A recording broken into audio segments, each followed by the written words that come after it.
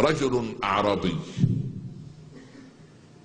أنجب أبناء 3، سمى الولد الأول عبد الله، الولد الثاني سماه عبد الله، أما الولد الثالث فسماه عبد الله، من قلة الأسماء. المهم العجيب الرجل أبو العبادلة هذا عندما حضرته المنية نظر إلى أبنائه ال3 وقال: عبد الله يرث، وعبد الله لا يرث، وعبد الله يرث، وخرجت روحه. أب مريح هذا، أب قمة الراحة ما شاء الله. عبد الله يرث، عبد الله لا يرث، عبد الله يرث، يعني ترك مكيدة بين الأبناء. كل ولد يقول إيه؟ أبويا كان ينظر إليه ما قال يرث، لما ينظر إليك ساعات قال يرث وكذا. قالوا ماذا نصنع؟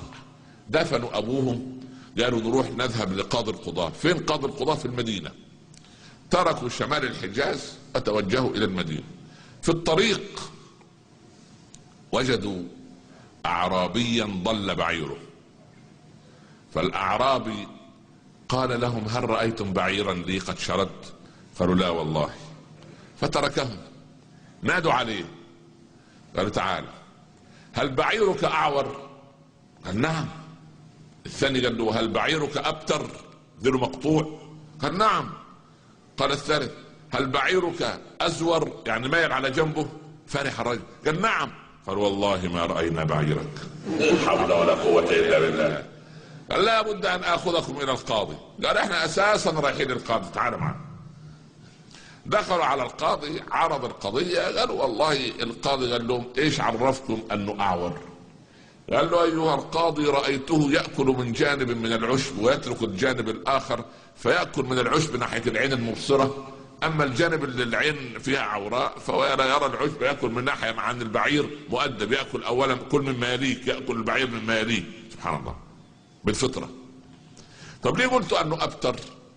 قال: ما هو لو كان له ذيل كان بعره يتناثر على الرمال، لكن بعره رأيته أكواما فعلمت أنه مقطوع الذيل فقلت أنه أبتر. طب وليه قلت أنه أزور؟ قال: دي بسيطة خالص، وجدت عمق أخفافه في الناحية اليسرى أشد عمقا من الناحية اليمنى، فعلمت أنه إيه؟ مايل على جنبه. قال: يا رجل ليسوا بأصحاب بعيرك، ما قضيتكم أنتم؟ قال: احنا قضيتنا قضية، دي مشكلتنا مشكلة. أبونا رحمة الله عليه سمانا عبد الله، وأخويا هذا عبد الله، أما أخويا الثالث ده عبد الله أيضا، وهو يموت قال: عبد الله يرث وعبد الله لا يرث، ومات الرجل. القاضي أول مشكلة تجيله بهذا الشكل عجيبة، فقالوا: أنتم ضيوفي الليلة، تصلي الصبح إن شاء الله وتجوني إلى دار القضاء أو المحكمة أو المكان اللي ناخذ فيه، وبعدين نحل المشكلة والمعضلة العجيبة هذه. دخلوا الغرفة لأن ذكاءهم يقفز منهم. قال أحدهم: انتبهوا، إن عينا تتجسس علينا. يا الله، اكتشفوا إنه في إيه؟ كاميرا مراقبة في الغرفة. دخل الخادم باللحم والخبز لعشاء الضيوف. مد الولد الأول، الابن الأول، مد يده قال: انتظروا لا تأكلوا، هذه لحم كلاب. الله، يا الله. الثاني نظر لأرغفة الخبز قال: والتي خبزت هذا الخبز امرأة حامل في الشهر التاسع. ده طبيب أمراض نساء، سبحان الله، لا إله إلا الله. الثالث فجر قنبلة من العيار الثقيل، قال: والقاضي الذي سوف يقضي بيننا هذا ليس ابن حلال.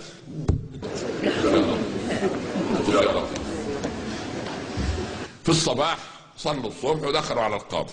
العين اللي كانت تتجسس نقلت للقاضي ايه؟ محضر الجلسة.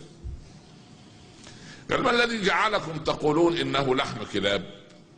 قال: ايها القاضي، ان اللحم الذي نأكله يبدأ بالعظم ثم اللحم ثم الشحم، فلما رأيته يبدأ بالعظم ثم الشحم ثم اللحم علمت انه لحم كلاب، لان الطائفه الكلبيه والسبعيه اللحوم تبقى من اعلى عشان العضلات، عشان يقدر يفترس.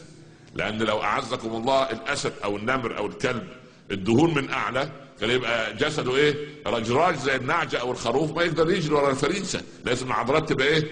من فوق. نادى القاضي الطباخ: تعالى يا ابن الحلال، ماذا صنعت؟ قال له: قلت لي بعد المغرب ان عندنا ضيوف من الباديه والقطيع قد تاخر، فما رايت الا كلب الغنم فذبحته. فطلع الكلام ايه؟ مبرور. طب وانت للتالي لو قلت ان الارغفه دي خبزتها امراه في الشهر التاسع، ايش عرفك؟ قال له: ان الارغفه وجدتها منتفخه من ناحيه وملتصقه من ناحيه، والمراه في التاسع بطنها امامها، فلا تستطيع ان تميل يدها الى الفرن لتدير الرغيف حتى يستوي من جميع نواحيه، فالناحيه اللي من ناحيه النار انتفخت والناحيه اللي بعيده عن النار ايه؟ التصقت. القاضي سأل: مين يا اخواننا اللي خبزت؟ قال: ام فلان. ام فلان دي قالوا حامل في التاسع. ناتي للكارثه الايه؟ الثالثه. قال: وما الذي اعلمكم انني والعياذ بالله لست ابن حلال؟ طيب نقول لكم الحل المحاضره القادمه ان شاء الله. ساكتين ولا مش عارف؟ انتوا نايمين ولا صاحيين؟ وانا مش شايف الضوء ده، المطر ارى انواركم ان شاء الله. قال: ايها القاضي، ان ضيوفا عند قاض مسلم يتحاكمون ويتقاضون اليه في قضيه، يرسل عينا تتجسس عليهم، لا يكون هذا ابن حلال ابدا، مش ممكن. الاخلاق العربيه والاسلام ما تقتضي. دخل القاضي على امه فقررها فاقرت. خرج القاضي، الحكم بعد الايه؟ بعد المداولة. خرج بعد المداولة، قال: مين اللي قال ان اللحم لحم كلاب؟ عبد الله. قال له: انا. قال له: انت عبد الله ترث. ومين اللي قال ان الارغفة الخبز خبزتها امرأة حامل في التاسع؟ قال له: انا. قال له: انت ترث.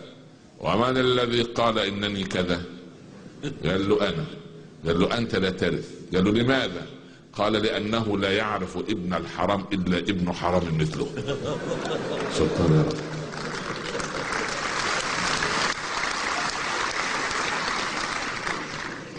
انتوا تصفقوا للقاضي ولا لابن الحلال؟ تصفقوا من يا اخوان. ذهب الاثنان ليسألوا امهم: يا امنا مين عبد الله هذا؟ الثالث. قالت: والله كان ابوكم خارج من المسجد وجدوا امام المسجد مرغ فجابوا فتبناه، يعني المهم يعني من 30 سنة جاءني رجل موظف مسكين قال: يا شيخ العمارة البناء اللي احنا فيها جاء لها قرار اسمه اخلاء اداري، لازم يخليها عشان هيهدموها لانها خلاص على وشك ان تسقط على من فيها. قلت له: شوف، ليس لك الا الله، روح كده صلي وادعو واكثر من لا حول ولا قوة الا بالله، والله عنده خزائن كل شيء. الرجل لم يعجبه الكلام، هو كان يظن اننا ايه؟ يا اما نجيب له بيت يا اما نتصل باحد المحسنين يعطيه بيت، لكن لا اتصلنا ولا اعطيناه، وقعدنا نكلمه في كلام هو الاول اعتبره كلام ايه؟ كلام الدراويش. قال: يعني ايه؟ فقال ساخرا: يعني انت تقول لي وما من شيء الا عندنا خزائنه، يعني ربنا عنده بيوت؟ قلت: ايوه ربنا عنده بيوت. مشي طبعا صار وهو ايه؟ انا متخيل ماذا يقول في ذهني عني. قبل ان يهبط السلم يأتيني هاتف تليفون، واحد من اهل الخير قال: يا شيخ انا بنيت عمارتين لوجه الله، لو عندك حد مسكين ابعت بس بطاقة معه واحنا نسلمه بيت كده من غير ايه؟ يسكن شقة يسكن فيها من غير شيء. ارسلنا اجري يا ابن هات الراجل اللي كان عندي. المهم وذهب واخذ المسكن الجديد وسكن فيه، قاعد يصلي عندي 22 سنة، كل درس 2 وانا خارج يقول لي: نعم عنده بيوت عنده بيوت عنده بيوت. بس بعد